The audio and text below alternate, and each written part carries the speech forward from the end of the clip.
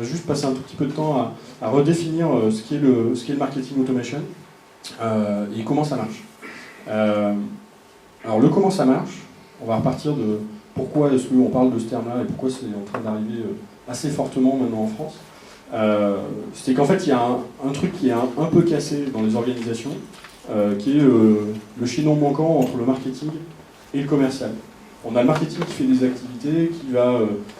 dans la plupart des cas, rendre visible la marque, va bien positionner ou pas l'offre et le produit et le service, et qui va, sur certaines de ces activités marketing, générer du lead, qui est du lead marketing, donc assez peu qualifié du point de vue des commerciaux, donc avec des équipes commerciales derrière qui ont plutôt tendance à traiter leur propre lead, sur leurs entrants à eux ou leurs sortants, mais à considérer que ce qui vient du marketing, c'est pas très quali, on peut pas faire beaucoup de choses dessus, et où finalement on n'arrive pas forcément à complètement converser de l'un à l'autre. Et avec un enjeu qui se rajoute à ça, qui est l'enjeu du digital, dont Sylvain nous parlera un petit peu plus en détail tout à l'heure, qui fait qu'il y a une massification de l'apport du marketing en termes de lead, et derrière des équipes commerciales qui parfois n'arrivent pas à tout suivre, et d'ailleurs on ne leur demande pas forcément de le faire, parce que ce ne serait pas forcément là où il y aurait le plus d'efficacité. Et marketing automation vient un peu s'intercaler là en disant on va essayer de faire en sorte que la puissance du logiciel, de la data, nous permette de mieux faire converser les deux grands groupes, les deux parties dans une entreprise,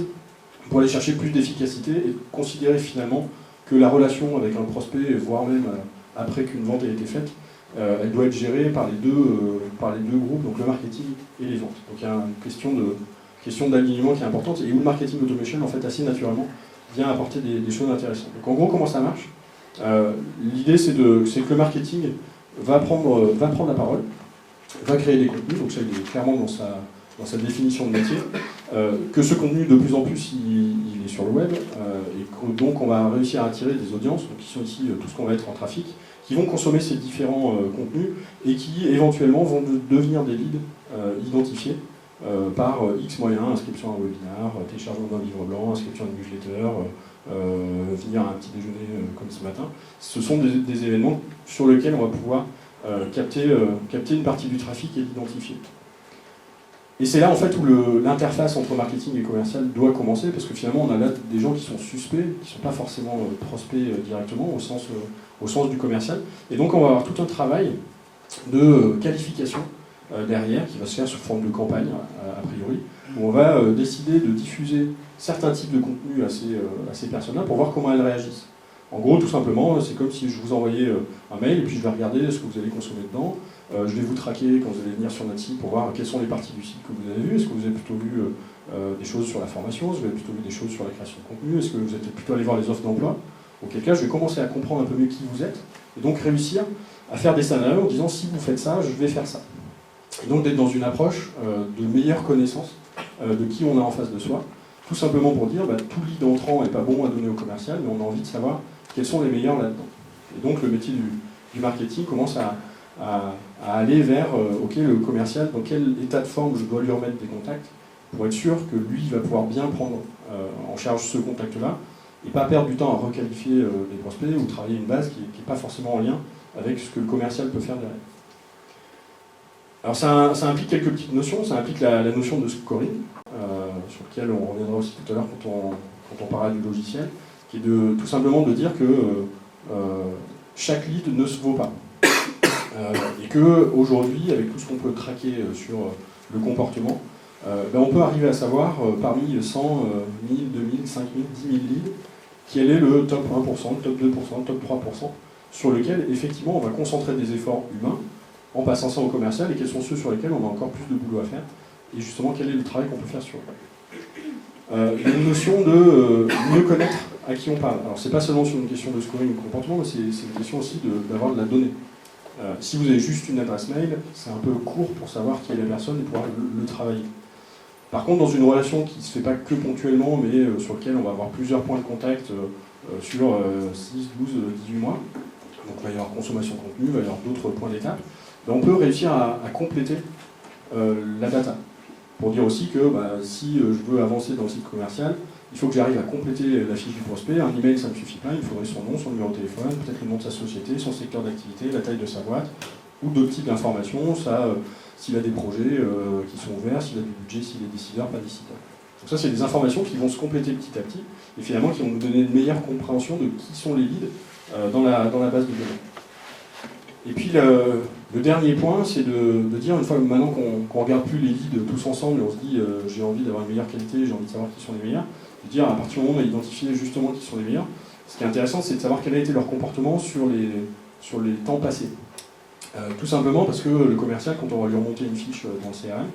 lui, il va pouvoir avoir accès à est-ce qu'il a téléchargé telle ou telle chose, est-ce qu'il a participé à un événement, est-ce qu'il a participé à un webinaire, quelle page il est allé voir, à quelle fréquence, est-ce que c'est quelqu'un qui était déjà dans la base ou pas, et par où est-ce qu'il est arrivé chez nous. Et donc toute cette information-là, on voit que c'est un peu une mine d'or pour le commercial derrière pour trouver des angles d'attaque,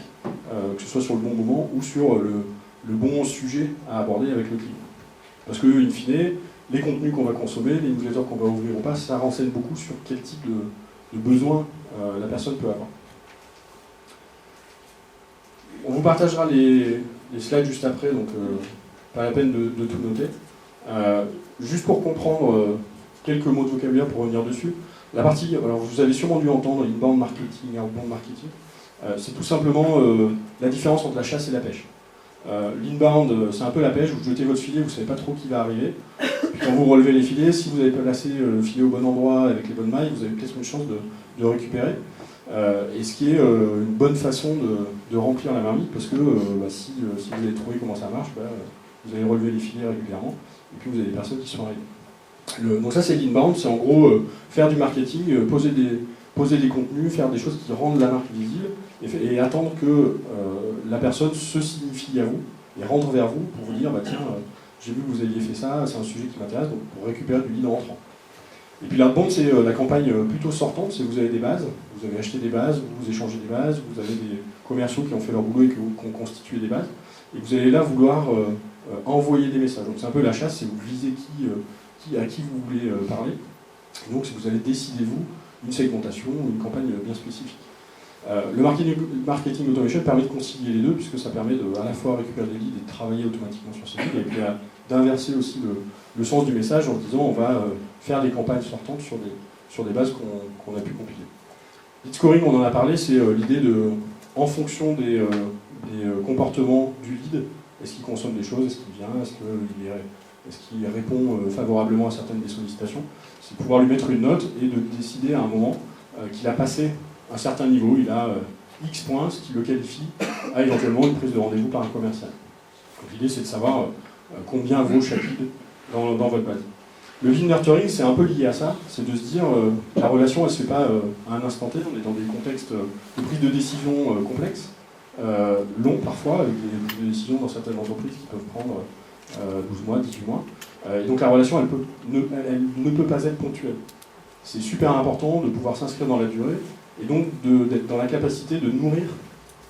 mon contact pour qu'il puisse prendre sa décision ou qu'il puisse arriver à débloquer en interne la prise de décision, quand c'est des prises de décision qui sont à plusieurs. Et puis les campagnes, c'est un peu la brique de base du marketing automation, puisqu'on va travailler sur des scénarios en disant si telle personne fait ça, derrière je veux lui envoyer tel et tel type de sollicitation. Si elle commence à plus ouvrir, je veux le passer dans une autre type de campagne parce que j'ai l'impression que le prospect se refroidit. Ou au contraire, s'il est très très chaud, je veux faire une remontée en CRM ou le mettre sur du contenu un peu différent.